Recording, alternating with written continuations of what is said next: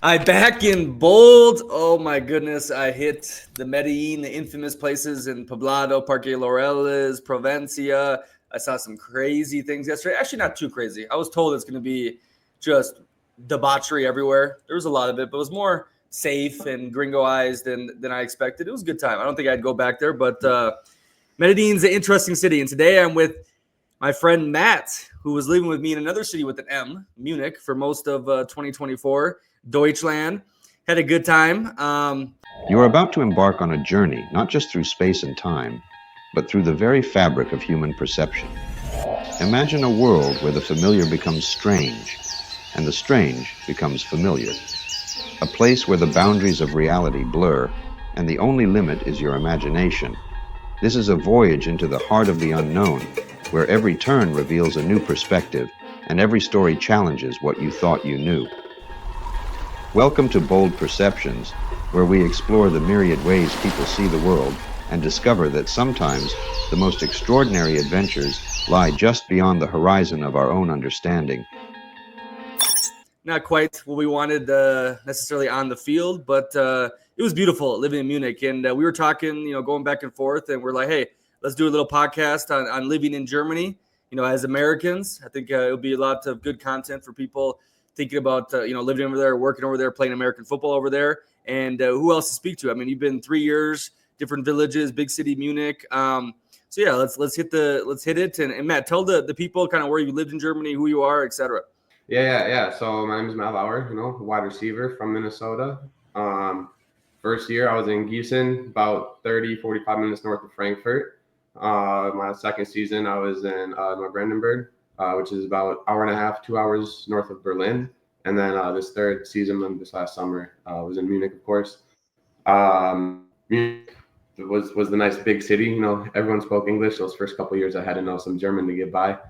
But yeah, Gießen, they were both all very different experiences, being up in that, my second year, with the Tolenza Sharks. I was, in that Eastern Germany part, the Northeast. So very different, from when you're being in Munich or close to Frankfurt. But yeah, so very different experiences in all three of the cities for sure. Yeah, Munich was nice, dude. I mean, you could speak English to anyone. Really rich city, safe, beautiful. They totally rebuilt it after World War II, but it still has its old flair. But Bavaria is special. Okay, I've only been to Berlin, actually, outside of Bavaria, but I really did have a blast going to Nuremberg, Augsburg, Bamberg. Bamberg's unbelievable because it wasn't destroyed during the war. So that whole little area down south, I enjoyed a lot. But first off, give me like the top three big differences that jump out to you between the USA and Deutschland. I'd say the biggest one is definitely like the work-life separation. People bringing work home with them. I feel like Germany is probably Europe as a whole, but Germany, like when you're home, like it's family time. And like you're not working from home, stuff like that. That's a big one. I'd say probably my number two is like food, price of groceries, like the cheaper food is more affordable, and the healthier food's more affordable. Your fruits and vegetables, you can eat those and stay healthy on a budget. In Germany, with my experiences, and in the U.S., we have our dollar menus and $5 meal bags and stuff, so it's not quite the same. Third one, the German stare popped in my head, and people will stare at you over there. I don't see a lot of that. In America, we don't stare at people that. I guess we're the melting pot, but you see someone that's different, we're taught not to stare, whereas Germans will really look you down. So yeah, those are probably the big three. Three great points. Still, Germans are very hard workers, but they do know how to flip the switch, shut it off, and stop working, do their vacations. I was pretty impressed with that because they make solid money. I know their economy is kind of going through a little recession right now, but dudes straight out of college making like 4,500 euros, 4,000 euros a month. Obviously, you have all the healthcare benefits and the social programs they have, and that kind of money in Deutschland. Like, yeah, you're not buying homes really anymore in good areas, maybe in the east of Germany, but you're still living a solid life. Many people I talked to, they weren't stressed too much, and their life was on the up and up. But the food, of course, in Europe, oh my God, you hit.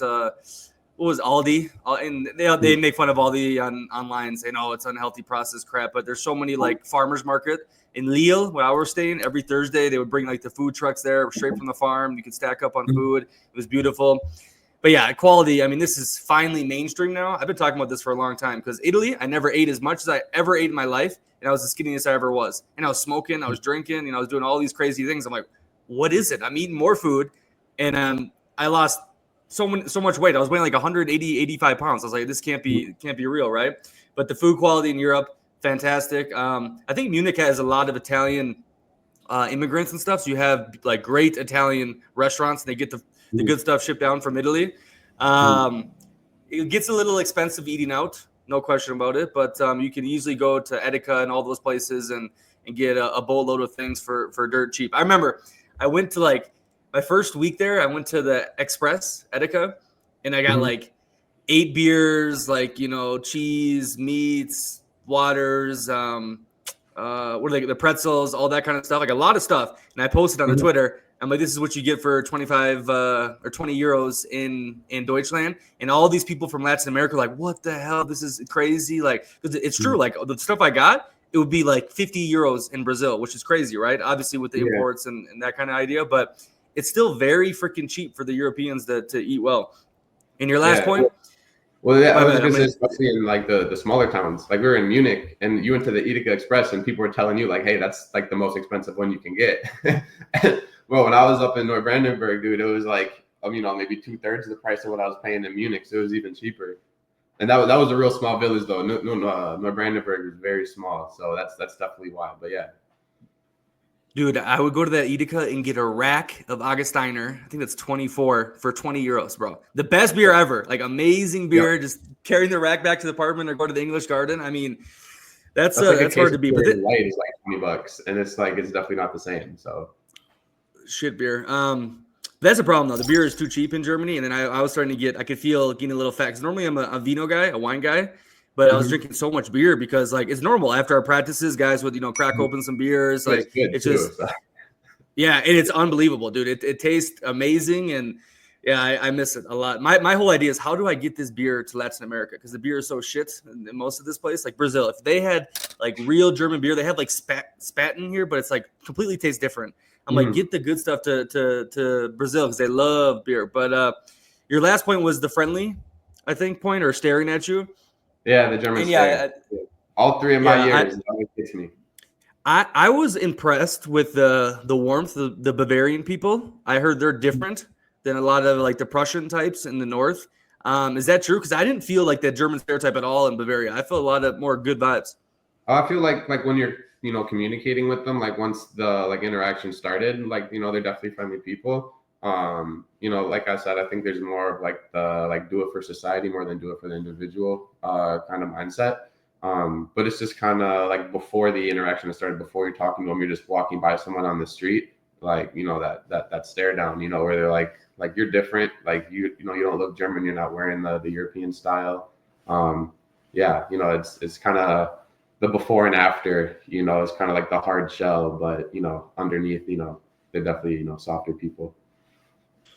Yeah, definitely on the public transportation, which is freaking amazing. Like I thought for sure I was gonna have to Uber everywhere and do the. I mean, I should know better, but even in like Italy, I don't like it that much. Like the buses and so forth. The train's not bad, but the tram in Munich, the S-Bahn, all that U-Bahn. I mean, really good. You really don't need a car or Uber much. It's just they would look at me. Munich's pretty spread out, so it still took a while to get places. But yeah, in terms of like the efficiency of it, like it's really solid. Yeah, and like you were saying, I remember that though on the public transportation, they were, you get some eyes and like, oh, hello, good, guten tag. But okay, beautiful. What negatives? Give me 3 negatives, okay? Compared to the USA that you would talk to people who want to travel or live in Deutschland. Well, like the first thing I always say is always like things are closed on Sundays. If it's German owned, German ran, things are closed on Sundays. You need to know their religious holidays because they're going to be closed on the religious holidays. It's going to be, White Monday or, like a random Thursday, in the middle of May. And all of a sudden everything's closed. You better have groceries. Otherwise, you're not going to be eating well for that day. That's definitely the biggest one. My first year, I learned very quickly to get groceries on a Saturday. The worst is that if I didn't have enough beer or something after a game, like on a Sunday, I'm like, oh my God, I can't get anything. Oh, yeah. Like I think there's some delivery apps, but you want to stack up big time on the Saturday, which I like when a whole city shuts down and they force you to, relax and be with family, be with friends, do stuff. But the convenience in the USA is on another level. When I was back home for 2 weeks, I mean, Amazon is delivering the same day now. I mean, everything I wanted, boom, it's there. I'm like, what? And I ordered like a couple things in Germany, and it was just a pain. I didn't know when they were going to get there. Then they dropped it off in weird spots. And it's like, I had to go to places like my own to like go buy the things. I couldn't get it delivered. And the convenience is obviously insane in the USA. Yeah, that's a good point. The shipping, my second year, when I was up north, I had, I forgot like my sleeves and stuff. I have like the Jordan sleeve, Jordan headband. And my parents sent it out to me, never got it. All of a sudden, like I'm back home after the season, assuming it's lost in the mail, and it ended up getting like returned home after I'd gotten back after the season. So it's just been like in, possession of, DHL or whoever from, 3-4 months. And I just couldn't figure out where to go with it. So yeah, I mean, that's definitely a good point there. The bureaucracy is bad. Logistics, all that stuff, like government ran things are not that good. Like, everything has to be like perfect by the book, or else you got to redo it all. Yeah, that's definitely tough. I'm trying to think. There's a big thing going on right now on with Elon. He's going after Germany right now because he's aligning with the AfD party. That's the East German, and as they say, oh, there's Nazis in there, etc. Very conservative. But he's like, dude, I did 25,000 papers to get a plant, one of his factory, Tesla factories outside of Berlin, and the local people, everyone wanted it because the good work, the good jobs, all that. Yeah, and even the people. Even the people that wanted it, the local people, they still made them do 25,000 pages because the government is so messed up. I mean, that it's killing that country. Like we're seeing right now that they're in a recession. The German economy is in a recession, and it's just they want to control too many things. And this is the wildest part, dude. I've noticed traveling the world is when I meet the Germans outside of Germany, these people lose their mind. It's like they're the most degenerate, psychotic, wild, drunk people. I mean, it's bananas. But you go to Germany, okay, let's follow the rules. Let's do this. Let's not that. The dichotomy, like the state or the mindset they have inside Germany is fascinating to me. It's like they get to, what is it? Like sow their wild oats when they leave, when they vacation. Bro, nuts, like nuts. But anyways, you were saying before that what? I don't remember exactly, but I did think of probably like a second tough one. I've never been on a team that's just straight given me a car. I've driven in Germany a couple times. Those streets, especially in the cities, bro, they're just not designed for cars. They're made for the transport. Their trains, their buses. Like they got skinny roads. The Autobahn's nice, but so many of these like highways that they have surrounding their cities are, pretty difficult to drive on. So that's definitely tough, especially as an American, like coming over, like they're different set of roads. I would say they're better drivers. They're definitely more aware of everyone around you. Like, you have to move over if someone's pulling up behind you. That's the law, and you can't just sit in the left lane. So they have good stuff like that. But yeah, I would say the driving is definitely it's not set up as nicely as the American roadways are. 100%. But you're right, though. I did see like every time someone dropped me back from practice or whatnot, there would be no crazy drivers and, getting in car accidents. So they definitely drive decent. And yeah, but if you want to go to one of those old towns or in the center of any city and try to drive, good luck. That's you can't drive like anywhere in Berlin or downtown Munich. Yeah. Let's hit on Munich because I know a lot about Munich. What was the vibe like for you down there? I'll say, a lot of the American culture, a lot of that Western culture, definitely the best food I think I've had in any one city, probably like the greatest, just all around, like different variety, different cultures kind of all coming into one, like that central European spot that Munich is. But yeah, like definitely in terms of, like a melting pot in Europe, I feel like that's what Munich is. Yeah. Munich, I love the English Garden. Okay. Safety, the cleanness, like you go to Berlin, there's graffiti everywhere. Munich does a really good job of keeping that classy vibe. It is the richest city in Germany for sure for real estate. Real estate is like double anywhere else. there's a lot of people, other Germans say, oh, Munich people are stuck up. You know, they're very kind of like high class and who do you know type of vibe. I didn't necessarily feel it, but again, we were plugged in right away to groups of people. So, and that's a huge thing too, because a lot of expats or travelers, they say Germany is one of the worst places to go because they can't make friends. They can't get into any groups. And we were lucky because every time we're put in, you know, to a community and they want to, you know, be nice to you, help you out. But this is what I've definitely heard people talk about, that you just get lonely. And then obviously with the weather, dude, the weather was not great this year at all too. I mean, Yeah. we had a couple of sunny days at the start and I'm like, oh, wow, this is going to be great. And then during the summer, you'd have like 1 or 2 a week. And I'm like, what the hell is going on here? Yeah, it was tough. My first year out there, it was like we had multiple days where it was like, you know, over 90 degrees Fahrenheit. And that first summer I was in Gießen, they told me it was like unusually hot. And then the next 2 years, you know, is kind of similar to that, you know, like 2-3 sunny days a week. So it's definitely something, you know, you got to adjust to, you know, as an American. I don't know what you thought your first time going to Europe, but I mean, I was always under the impression that they had a little more rainy weather. That might have just been me associating Europe with Britain. But yeah, so that's something I was expecting. And I came over and yeah, you know, on those sunny days, that's why everyone goes out. You know, the parks are full anytime the sun's out. So like definitely take advantage of them. Yeah, I was I love water. Okay, so if I don't have like a beach, I need a pool. So when I was going to Munich, I'm like, damn, dude, like how is this gonna work out? Like is there lakes? Is there something? Oh, yes, Nick, don't worry, and we'll put you next to the English Garden. I'm like, a river? Like I'm gonna swim in a river? What's going on? But dude, the English Garden is legit. You jump in there, it's cold. I like it cold, but the vibe is really good. I guess before COVID, it wasn't that popular, but now during COVID and after, that's the spot. Dude, you go get a rack from Edeka, you walk over there, put the beer in the river so it's cold, you drink, they play games everywhere. The vibe was very beautiful. I love the European park vibe. It's gotten really popular since COVID. Definitely. Yeah. I'm trying to think of the other bodies of water. When I was up north, it was very nice. It was kind of close to the Baltic Sea, so I was able to check that out. I'm trying to think, there was they just had a nice There's lake many up there. in Bavaria. Yeah, in Yeah. Bavaria, they had those beautiful lakes. I went to one, Starburn or whatever. That was nice. But there's some that are like crystal clear blue water. I didn't check out, but Bavaria's got a lot of lakes people get to. It's just tough if you don't have a car. Then you got to. Some of them do public transportation, like Starnberg did, but the other ones you got to have someone driving you.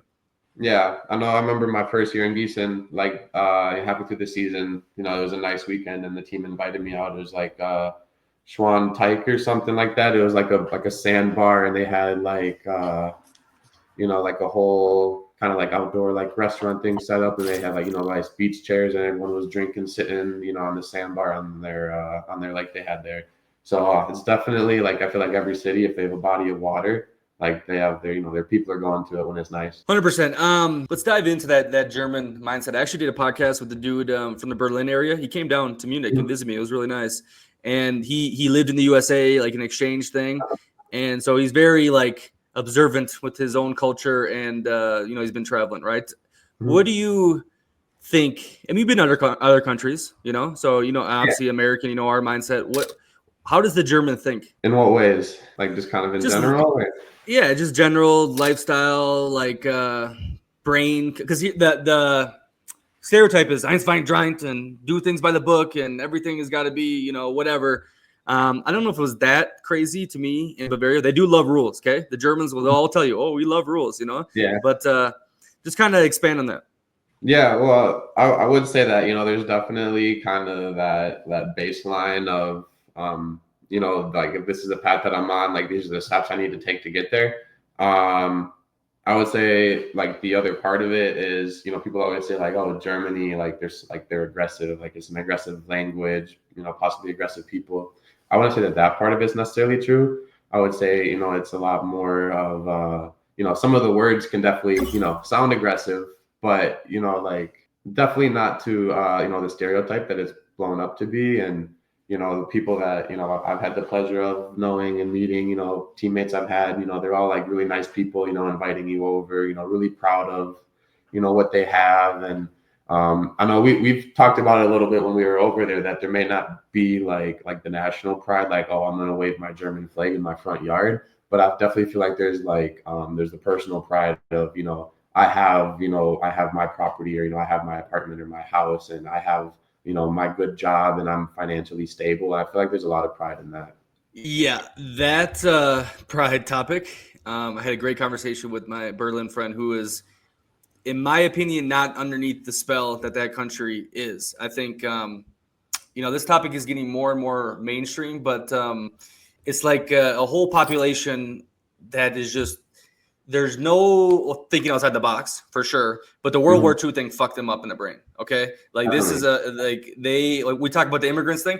This is the big thing about the immigrants. Okay, before I went there, I was seeing online, oh, it's Sharia law now. The Muslims are taking over, and what's going on? Munich. I mean, I was in a good neighborhood, and I rarely ever saw it, right? But you go outside Munich, okay, you can start seeing stuff, but it's not like people are burning in the street. You're seeing stuff on Twitter. Some dude ran through a Christmas thing, the knifings and all that, but it's not. I only saw one instance. It was at the English Garden, and I think they were Syrian refugees, and they started fighting. And he looked like a Turkish man, came over and was like, dude, you need to stop. Like, don't do this in front of the kids, in front of the people. And they started fighting him, but then the other guys took him away. That in 6 months I was there, that's the only like immigrant problem, I saw that is very mainstream and popular to talk about right now. But every time you talk to a German, like actually have a conversation with them, when they trust you one-on-one, they'll be like, okay, there are some problems here, like with this issue and whatnot. But if we say anything, we're a Nazi, so we can't say nothing. They're definitely underneath some sort of spell right now, and it's been 80, 70 years, and I'm not a pro-Nazi person, okay? I'm very thankful that the United States won, with the help of Russia and whatnot. But it's like, homie, you can wave a German flag. You have way more history than just World War II, Right. You get, and it's like they just, no, we don't want to talk about, don't want to move on from it, and Hakuna Matata. It's very interesting. Yeah, definitely. I don't have the knowledge on that topic as much as you probably do. I'm sure you've looked into it and read about it more than I have. But yeah, that all aligns with pretty much what I've heard and what I've seen. My 3 years. Not that I don't really. I kind of tunnel vision when I'm out in public. I kind of, if it's not bothering me, let it go. And so haven't noticed nothing that comes to mind, at least. When I think of have there been issues like that? Seeing any groups of people getting into fights or arguments in public. But yeah, definitely there is something, man, from the world wars. What was it? The first one that they literally put all the blame on them, made them repay everything and destroyed their economy. And then the second one, put the blame on them and, their laws with, they can't, have anything, like you can't have like the swastika showing anywhere, all the laws they put in place there kind of, impact, I think some of them being worried to even, like you said, wave the German flag because someone might think, oh, hey, you're aligning with, some of the ways that the Nazi Party did act. And dude, the only time you can have the flag, it was during the Euros thing. It was in Germany this year, which was really neat. Yeah. Seeing all the different people come in there. That was a cool experience. I didn't go to a game, but seeing them in Marina Platz and so forth. But that is the only time there's a German flag. Otherwise, there's like no flags out. Olympics, World Cup, Yeah. Euro Cup. That's like the only time is if it's country versus country. That's like the only time you really see the flags pop up. But on the immigrant topic, did you feel that at all, that there was any issue, or was it kind of like, people are mingling together fine? Well, I think again from what I experienced, I didn't see too many like issues in terms of people like socializing together. I think they definitely were probably letting in more than I think what I want to say is like what They could handle. and like hold yeah because I mean you see like what we'd go to practice, you get off the you get off the S-Bahn and what do you see? You see the shipping containers with windows in them. They're like, is that really how you want people living? I'm sure it's better than what they might be facing in their own country, but it's like putting them just in a open parking lot or in shipping containers maybe isn't the best solution, and that could potentially be leading to some of them being restless or more upset with their situation, which could lead to them being viewed in a poor light if there's an outburst in public. So they were sleeping in the shipping containers? I thought those were for the people building the buildings. I thought that was housing for maybe those ones like specifically might have been for the workers, but there was another block of like some that were painted blue and some that were orange.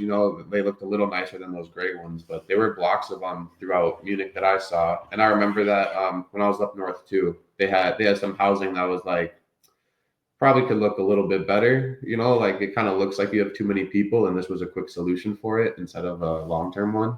Gotcha. Yeah, I mean, basically my point was, and I think I was in a bubble, but you're not going into Sharia law like a lot of people on Twitter are saying and so forth. Oh, Is yeah. there problems? Yes. Do they need to have a better solution? Yes. But dude, I still felt never in danger once anywhere. Oh no, in Germany, definitely not in danger. But I just like you said, I don't think there's a long-term solution. It's almost it feels like they might just be waiting for them to figure it out themselves, or for like their country to figure out what issues they ran from, and then hope that they return. How do they treat Americans? Because we're starting to see this a lot around the world, that Americans are getting hated on, and we're stupid, we're fat, we're blah blah blah, and and we live in poverty. I've been having people from literally third world developing countries. Okay, and I love third world countries. I have a lot of good times. There's pros to them and whatnot. But these motherfuckers are telling me my country's a shithole. I said, oh, you've been? Oh, of course not. You never left your freaking city before. But I see on TikTok, I saw this. So did you feel this in Germany? Were they like, oh, you're a dumb American or whatnot? Or do they actually are they interested in you? So what I kind of piece together is the German stereotype of the American is not that we're lazy. They actually believe like we're hardworking, that we might even work too much, but that we are still like fat and stupid. And so I go over there, in shape. I'm going there to play football. I'm in shape. I have a college degree. I know what I'm talking about. I have a very basic understanding of their language, and it's I'm kind of the opposite of all the stereotypes. So if it's them kind of meeting an American for the first time in person, I kind of go against those stereotypes right away. But I mean, they definitely exist. They believe Americans are hard workers. They understand capitalism, and we're about our money. But yeah, they're like, oh, they're unhealthy and they're this and that. But my biggest takeaway from that argument is, well, if you had 3 or 4 times as many people as you currently do, like we do, you wouldn't be able to have the policies you have. So I guess that's kind of the trade-off for that. Like, yeah, there are reasons that we're portrayed as, we have poor education system, or, a poor like food regulation system, but it's also because we have 300 million people instead of 70 million. See, I like to, entertain when the Germans start speaking to me, but I say, my friend, there's 50 confirmed USA military bases in your country. There used to be like 250. There's a bunch of black sites too that we don't even know about. You're not in control of your own country. This is an occupied state. What? No, I said, yeah. You don't have 50 German military bases over here in the USA. So where's all your money coming from? Who runs NATO? Who runs the EU? Germany kind of runs the EU, right? But who runs Germany? We do. So I just tell them like, okay, yeah, you can call us fat, stupid, all this stuff, but you're the little boy, like you're the little son saying, oh, daddy, you're not that smart, and I'm going to be whatever to you. So I entertain it though. Like, here's the thing about the German. The German is so freaking smart, so intelligent, but it's like, it has to be linear. You can't like I already said, outside the box. It doesn't exist, bro. It's really hard. I've had good conversations with a handful of them, and I get it out of them. They start like thinking good, but there's something in that brain that's just like, tell me what to do, tell me what's true, tell me what's not, and I go right here. There's no it's all black and white. It's not nuanced. How they view Americans. Parallel thinking. Yeah. Well, I think, a big part of that is what they view in the media, especially, if it's like TV shows, movies, you're going to see a lot of people that are maybe portrayed as, maybe like that 20%, 25, 30% of Americans that maybe are, I don't know the exact numbers, but, we have a large population that's obese, or a large population that's, uneducated, doesn't have high school degrees for, whatever reason. There's a number of reasons that doesn't happen. But I think it gets portrayed more, in the media. And so they view that and they think it's a higher percentage than it really is. Whereas if you look on the flip side of it, you look at like our higher ups, you're like, like our scientists, our healthcare systems, our universities. What's the best university in the world? Ivy League. What's the best hospital in the world? Johns Hopkins, Mayo Clinic.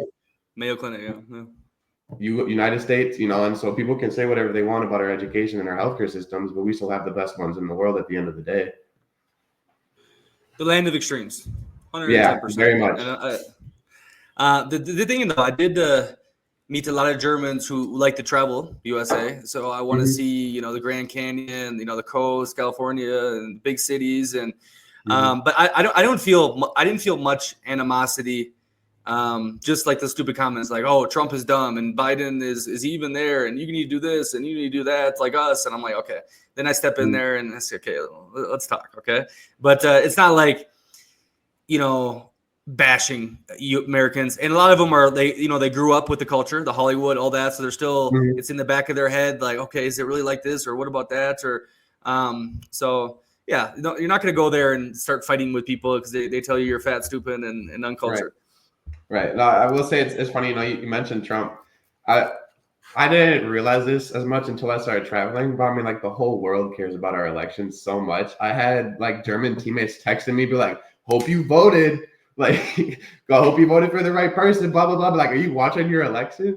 And I'm like, that's crazy that you care like so much about it. Like, it's intense, and it's I think they definitely understand how much like our government has, like how much of an impact we have on their country because, they care about who our president is, like to a degree like that.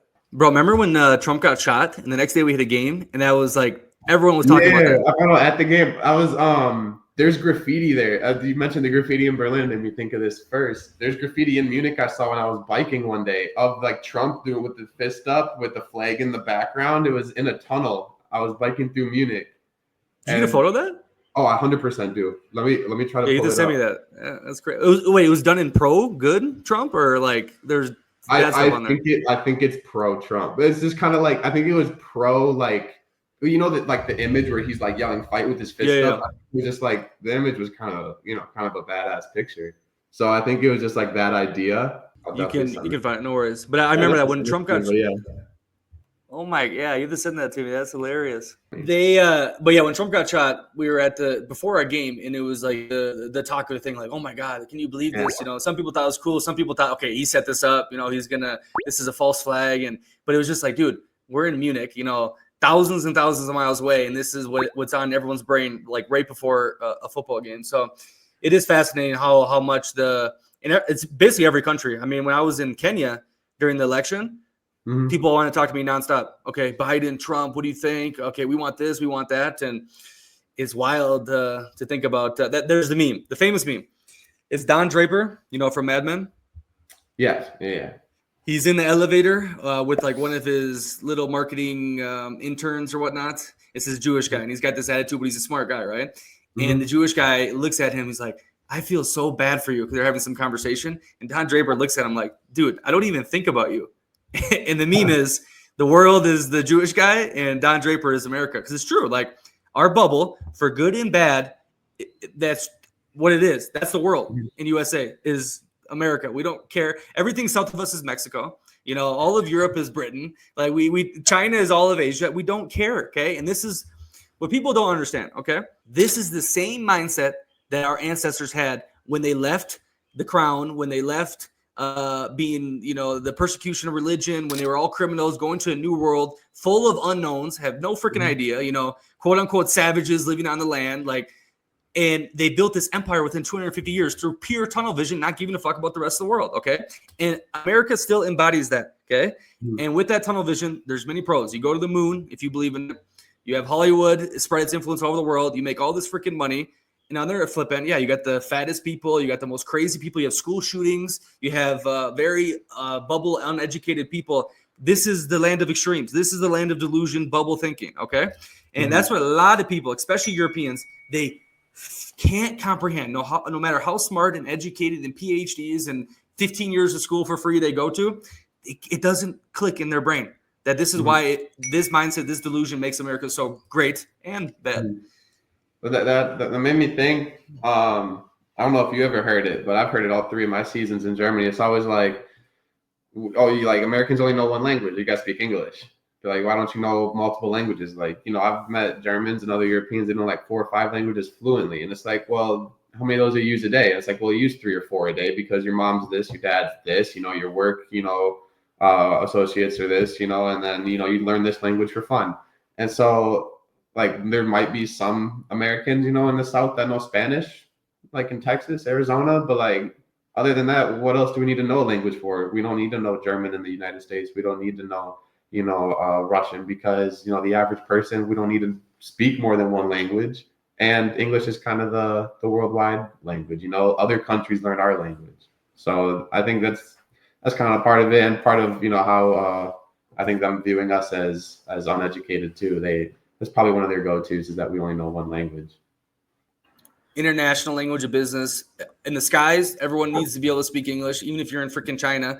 So like, yeah, but it's an interesting topic. I think more the Europeans I talk to after this conversation, they're like, oh, okay, but it, I just cannot stand when they go, because when you first start traveling, you're like, damn, why don't we have, super clean streets, or why don't we have all these social safety nets, and why can't I go to the emergency room and not go bankrupt? And you start hating on where you're from. Okay, a lot of Americans do this. Okay, but after you do it for a while, everyone, I don't care where you're from, you appreciate where you're from and the pros you see. And I just can't stand people that bash their own country. Okay, and look, I critique some other countries. I go there like I'm not critiquing, but I'm analyzing from my lens, right? My perception. So I get it. If a Colombian comes to my country and starts saying all this shit, I'm gonna be like, dude, fuck off. Like that's what I would do if a gringo came here and was being reckless.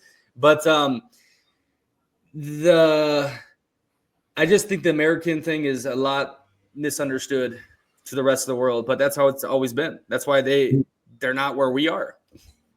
Mm-hmm. Yeah, I mean, is there you kind of mentioned, like when you travel more, you start to appreciate, certain aspects of, policies, the pros and cons of them. Is there anything like weird that you were like, after traveling for so long that you're like, dang, I do kind of miss this state policy that we have in Minnesota, or I haven't been under this federal law in 2 years. I kind of miss being able to do that. Is there anything like that you feel like? Because I mean, I miss stuff on a smaller scale. Like I'll miss like English advertisements. That's one of the weirdest ones I've had, where it's like everything I see is German, and it's like I don't even understand what you're telling me about. So, like, is there anything like that you've started to miss when you're traveling and you're gone for that long? You just reminded me of the advertisement. It was so weird being back home and seeing every commercial being about drugs and pharmaceutical things. I'm like, oh yeah, this is wild, bro. Like I think us and New Zealand are the only countries that do it. Dude, I got the new Ray-Ban Meta glasses. And you can go, hey, Meta, tell me what this says. Takes a photo and translates it AI. Like advertisements, anything. Freaking wild. But miss like laws. Okay. I do like how, like in a lot of countries I go to, there is really no laws. Okay. If you have money, it doesn't matter. You can do whatever you want. Right. So, but when you're back in the USA, it's like, no, you have to do this. Like, you have to be a part of society. There's a fabric in here. Like, you don't speed, don't do this. And I'm not saying I'm a criminal. Okay. But it's like I remember I opened a beer in a car, and the driver's like, oh my God, it's open bottle. What are you doing? I'm like, are you kidding me? Like, but that's a serious thing. Right. So, but what I do appreciate the most is an average freaking person. Now, it's not as easy now, can live in a freaking European style mansion in the suburbs of the Midwest in USA. Like the amount of like the suburban life, I like walkable cities and whatnot, but dude, an average person for the most part can get a solid home with space, bathrooms the size of Euro's whole apartments. Like just the grandeur and the largeness of USA is so rare compared to the rest of the world. I mean, it's remarkable. We talked about already. The convenience is amazing. There's a lot of convenience in Asia. I haven't been to China yet, but I heard they're like really on top of their stuff. But guns too. So like this is a whole different topic. But when I got back home and I felt that gun in my hand again, I'm just like, no matter what happens, how much shit hit the fan, like I could do something. You know what I mean? Like it could. I don't feel that in other countries where it's like I'm at the mercy of the military, the police, the politicians. Like I think we've had this conversation, but the gun to me is the best representation of individualism there is. It's like the greatest manifestation of it, of basically freedom, in my opinion. And I do respect it a lot. Does it cause a lot of problems? Yes, but are there 500 million guns in the country? Can they go away like this? No. So did that answer some of the questions? Yeah. What about you? Was that you said? What about me?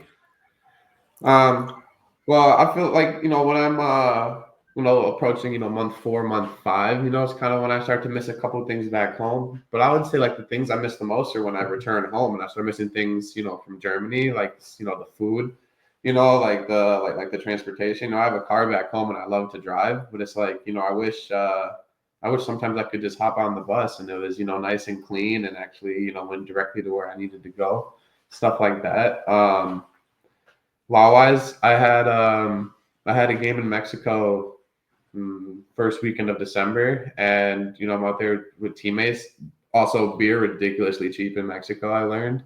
And yeah, we're drinking. I'm like, hey, like open container laws, like what's that like out here? Just kind of expecting like us to be good to go. And one of our guys who knew about the culture and the laws was like, yeah, no, like no open containers in Mexico. And I was like kind of surprised to hear that. I guess might have been a bit of a stereotype, but I kind of expected it. Them to like be all right, with open containers, just from what I experienced in Germany. And kind of like you mentioned, like America kind of being strict about that, even though it's kind of one that most countries I feel like are relaxed on.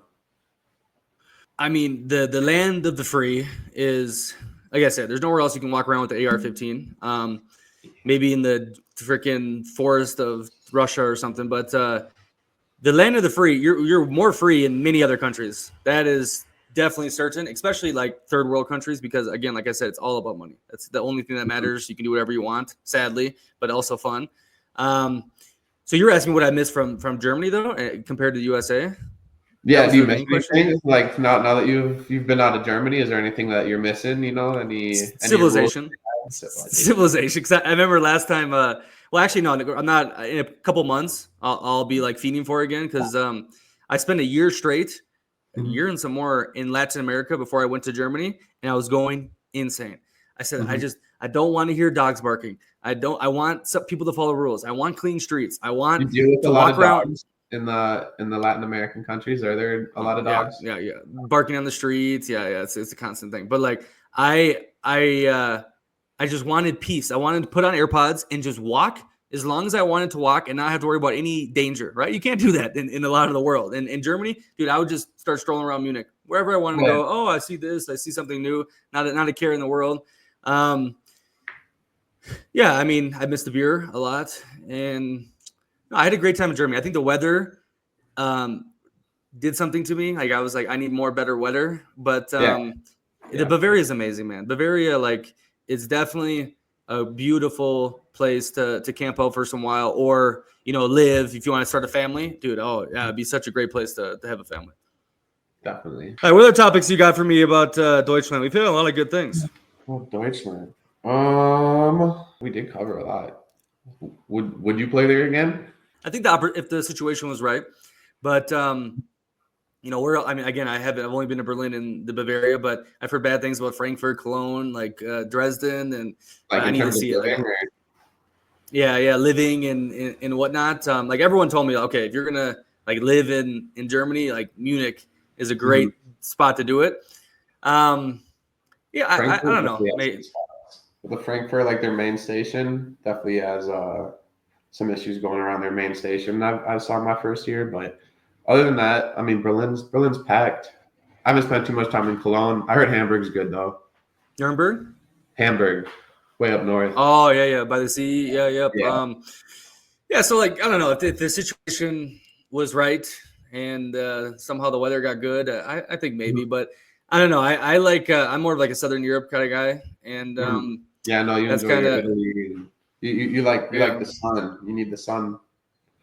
Yeah, but no, I mean, I was very grateful for the opportunity to live there, to learn the culture, to be a part of it, and I got nothing like too bad to say. I mean, if you want a great life, calm life, Hakuna Matata, everything is Germany's good, really good.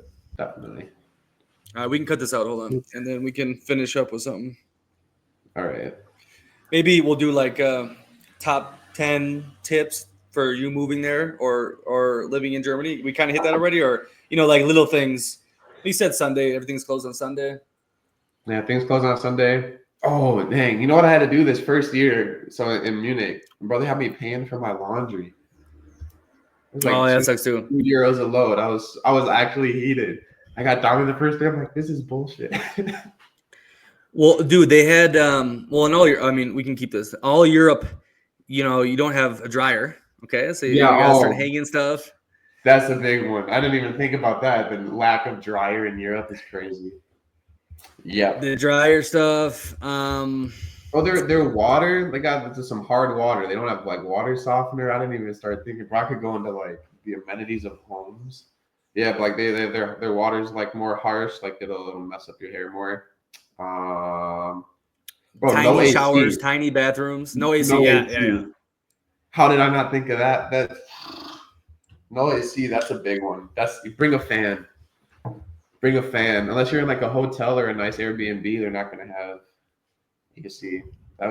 That's crazy, and that's like all of Europe is kind of what I'm figuring out. It's not just a Germany thing because I went down to the Dolomites in Italy and our Airbnb didn't have AC. So Yeah. I was gonna say some electronics because they have a lot of VAT too. So you don't want to be buying a new MacBook there. You want to bring over a lot of cheaper electronics from USA because normally it yeah, is. imports. I would say the idea of German engineering to me is like I went over there like oh like everything's gonna be like so amazing. They have the most creative minds, and then it's like why isn't there a screen on my window? It's like why Yeah. like I can't open my window without bugs flying in at night. Like why is there not a screen on my window? So it'd be like stuff like that. But then it's like where you could buy a cheap Mercedes Benz out there and then take it for 300,000 miles, and it's basically the equivalent of a Honda Civic, but it's gonna last for 300,000 miles. So there's definitely that trade off. Like they have like there's some things where it's like mind blowing technology, and there's other things that's like, all right, I feel like you can catch up with the rest of the world. Yeah, like they're back in like the 80s or something. Yeah. Really, really. This is what I've heard a lot about the bureaucracy is like someone even said like they didn't have computers or something weird, and they're doing faxes and their technology like hasn't improved at all.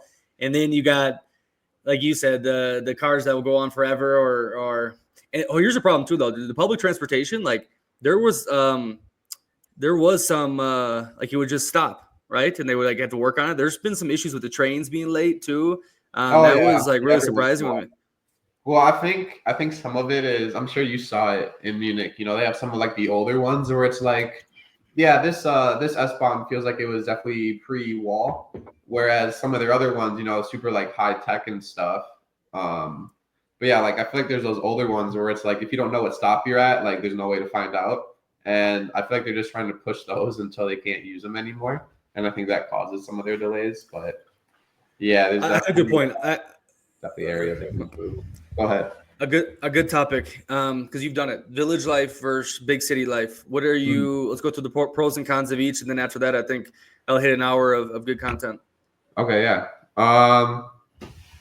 Start village life. Pros of village life: quicker transportation. I never once thought about asking to live close to my gym in a contract until I lived in Munich, because like you know it's in my contract. You know it's my job. You know I enjoy working out for football. You know I get to work out. I don't have to work out. You know I understand my life. I get to live, and I'm privileged. But it's like when I gotta hop on a train for 45 minutes, 50 minutes one way to get to the gym, you know, I'm sitting there like, all right, my motivation's going away a little bit. I can't just stay like at the peak level of excitement for this entire ride. And then, you know, it's 45 minutes back and it's like, you know, maybe I'm hungry, but I don't want to, you know, I got food waiting at home. I just got groceries, you know, and I don't want to stop and get food. So I'll say that's definitely a pro of the village life. I remember in Gießen, you know, I was, you know, a 10, 15 bus or bike was about the same distance. And, you know, 10, 15 minutes from the gym.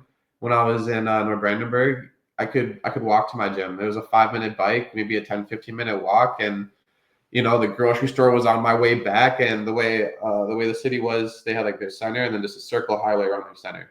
And so the sidewalks all just went full circle. And so you can go any way to get wherever you needed. And I was in a nice spot. I was right next to our game field, and practice field was far. I had to get rides for that. But I lived right next to our game field. I lived, you know, right next to the gym, right next to a Kaufland, which is my personal favorite grocery store. It's like the German Walmart. They have groceries and home items, whereas most of their stores only have the groceries. So yeah, that's definitely probably one of my biggest pros for the village life is everything's closer. Another pro, everything's a little cheaper. I kind of mentioned that earlier. You know, when you're in the smaller villages, you know, your foods are a little bit cheaper. I'd say a con is there's more of a language barrier. You know, when I was in Gießen, you know, I I had to study phrases, to order my bus ticket, if I wanted to go somewhere, or I have an understanding of numbers and stuff, but I had to learn, how to, when someone says numbers quickly at me or tells me how much something costs in the grocery store, I have to know that. One of my teammates told me anyone generally under 30 and educated in Germany will know English, because that's kind of the population that was taught English in schools, whereas the older generation was taught Russian. So when I was up north, I think there was more of that barrier because there were, people there who knew Russian because they lived closer to Russia. Whereas,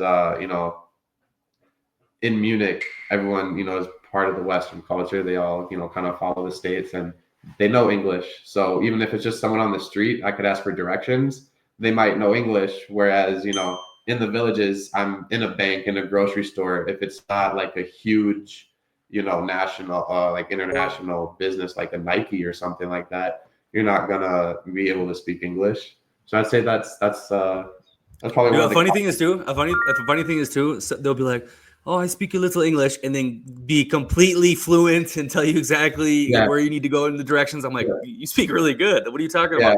Yeah, I learned Germans. They don't like to be wrong. Like if they know something, they don't want to insult our language. Like they want to know it fluently. So they'll be like, "Oh, like I don't know English," when like reality, like they are pretty fluent in it. And it's like your English is way better than my German. Like let's weigh our options here. Trying to think of another one. The options to do stuff. There's times. Like I've said, Brandenburg was the smallest. I would say that one really was like a village, whereas Gießen, I would say, was like a small city. But there were times in Gießen, it's okay, if I want to do this today, I have to wake up early, take the train to Frankfurt so I can spend the day in Frankfurt doing this, because it wasn't available in Gießen. And, up north, that would happen a lot. Berlin was a bit further, so I didn't do it too often, but I'd have teammates who lived in Berlin. So, there'd be days where it's like, all right, I want to go do a bunch of stuff today that's not available in my village. I'm going to take, the train an hour and a half, meet up with some teammates, hang out in the big city, and then come back later in the day. Whereas in Munich, you're already there. So it's just a matter of, taking the transportation to get there. That's definitely a big pro for the cities. I'd say it kind of goes hand in hand with the food too. You have more people moving to those cities, more immigrants, more people just moving country to country, and you have more cultures there. So, you might not have, Italian cuisine options that are authentic Italian in a small village, whereas, in Munich, you're definitely going to have that. I was going to say nature probably for the villages, but then again, I think a lot of the German cities do a good job incorporating it in. Like we said, the English Garden is like the largest park in Europe, I think. And but I've heard from people that when I went through Bavaria, I mean, I saw a lot of beautiful nature and lakes and whatnot. So, but yeah, I think it basically comes down to convenience and doing shit. But I've heard from many people the German village life is not bad. I think you need to have like a significant other with you, a girlfriend. Otherwise, that might be a little lonely or challenging. But yeah. And I like the village people. A lot of the dudes on our team were from outside of Munich. They come there to work, and they had a really good vibe.